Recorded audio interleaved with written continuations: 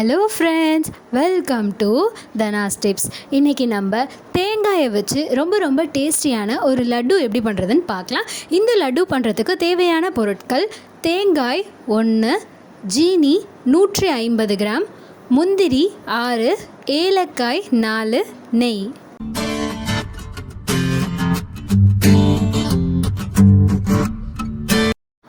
கடாயில் கொஞ்சமாக நெய் விட்டுக்கலாம்.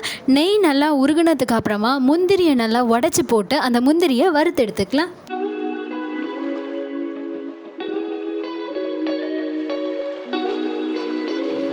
இப்போது முந்திரி நல்லா வறுபட்டுருச்சு.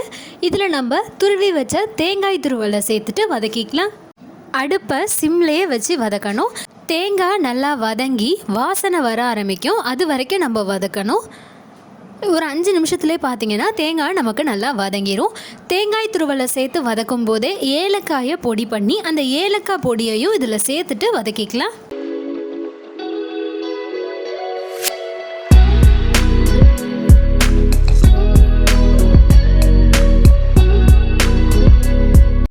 இப்போது தேங்காய் நல்லா வதங்கி வாசனை வர ஆரம்பிச்சிருச்சு. இப்போ இந்த டயத்தில் நம்ம இதில் ஜீனியை சேர்த்துட்டு வதக்கிக்கலாம். ஜீனி பார்த்தீங்கன்னா ஏற்கனவே இருக்கிற ஹீட்லேயே அது நல்லா மெல்ட் ஆகிடும்.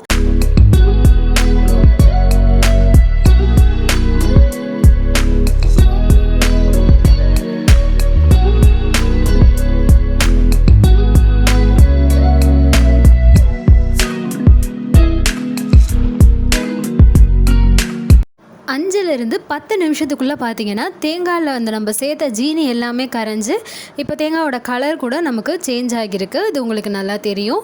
10 நிமிஷத்துக்கு இது நல்லா வதக்கி முடித்த பிறகு ஒரு பிளேட்க்கு மாற்றி ஆற வச்சு எடுத்துக்கலாம். இது ரொம்ப நல்லா ஆறிடக்கூடாது. லைட்டாக அதோட சூடு ஆறுனதுக்கு அப்புறமா கை பொறுக்கிற அளவுக்கு சூடு இருக்கும்ல, அதை எடுத்து கையில் நம்ம ஃபஸ்ட்டு நெய்யை தடவி விட்டுட்டு அப்போ தான் நம்ம கையில் அது ஒட்டாமல் வரும்.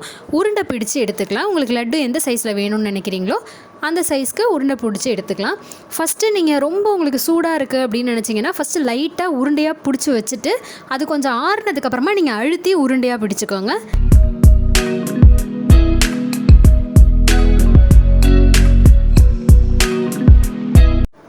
ரொம்ப டேஸ்டியான தேங்காய் லட்டு தயாராகிடுச்சு.